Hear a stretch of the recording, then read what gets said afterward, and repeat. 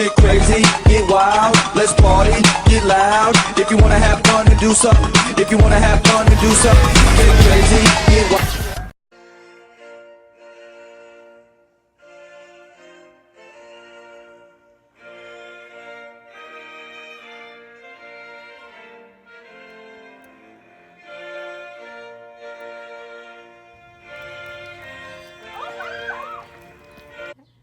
Marriage is a sacred bond between a man and a woman that should be respected by society because it represents love that the individuals have for their spouse. Marriage was brought upon within religions to be able to demonstrate a man and a woman's love for one another in front of the public's eye. In a traditional ceremony, a priest of their religious beliefs comes to unite the young couple as God's witness. Going against one natural law will be a going against God's moral beliefs, going against the Bible and any religion. In today's society, gay marriage plays a large role in the lives of many individuals who desire the same rights as heterosexuals. But society needs to stop promoting this as if it was acceptable or normal to do. Allowing this will ultimately harm future generations. As I stated before, if we allow something such as gay marriage, then we should be able to allow pedophilia, bestiality, or even objectophilia. With open doors, there are limits to rights. Legalization will be another step towards the acceptance of homosexuality in society. Nobody is stopping them to feel love for one another or staying in relationships, but that does not mean they could go ahead and get married. That does not mean that they could change natural laws that we coexist with. Me are familiar faces, worn out places, worn out faces, bright and early for their daily races, going. Marriage, by definition, is a legal commitment between two people as loving partners. Religion has played a huge role in changing people's perspective on social issues like the legalization of gay marriage. In an article titled "Religion and Public Opinion About Same-Sex Marriage" states, religious affiliation has an especially strong impact. People who are religiously unaffiliated have the most liberal attitudes, in part because many other religious traditions have not systematically condemned homosexual behaviors in recent years. Clear evidence that religion is the main factor as to why there is a huge imbalance when it comes to these controversial issues. However, some religious people fail to understand that intimate gay relationships was once accepted by religious groups. Not allowing gay couples to marry is stopping them from legally protecting their relationship and their love. The emotional bond that gay couples share, the quality of love, is the same as straight couples. Gay individuals, like almost all of us, come from families and they too should build one of their own.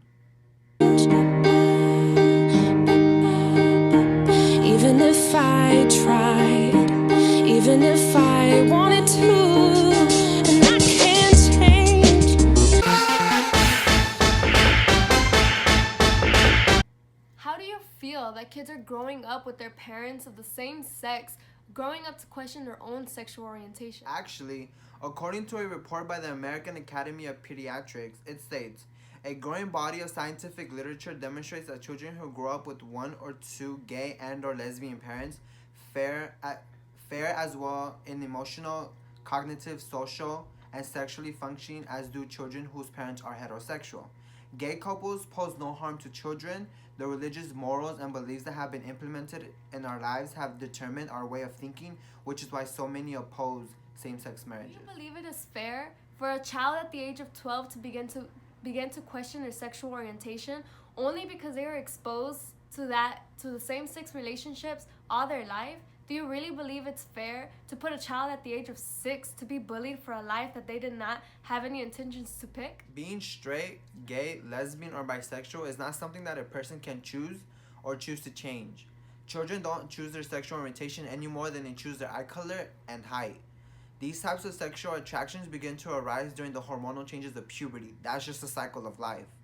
In an article by Kids Health, it states, there is no evidence that being gay is caused by early childhood experiences, parenting styles, or the way someone is raised. What is the harm in same-sex marriages? Who is it physically or mentally harming? Marriage can mentally harm a child's mentality, or according to the article Love Isn't Enough, Tracy Hansen, it's the combination of unconditional learning love from a mother and the unconditional leaning love of a father that's essential to a child's development. Either of these forms of love without the other can be problematic, because the child needs the complementary balance of the two types of parental love and attachment provided. Children being exposed to same-sex relationships are being raised within that can ultimately harm their way of viewing relationships in future years. How do you feel about teenagers that are being harassed on the daily and discriminated against because of their sexual orientation? I feel like it is unfair for teenagers that are being discriminated against because of their sexual orientation, because their parents did not show them right from wrong, because they were not exposed to what love really is, or what love feels like between a man and a woman. Now they have to question their sexuality because they believe that they have to try something new, or because they are being exposed to it at such a young age, or being exposed from kids their own age. Final round. Fight! We don't take our chance now to become the America we once was, where we respect God's natural law, then we should stand up and fix the country we live in today. Fix the society that our children would soon take over. Society has been harmed enough by what the abomination that others call love. Let's think about the kids and think about the harm it will cause them. They need a balance between the love of a mother and a father, which both provide. It teaches them how to build relationships with the opposite sex and how to express themselves with others.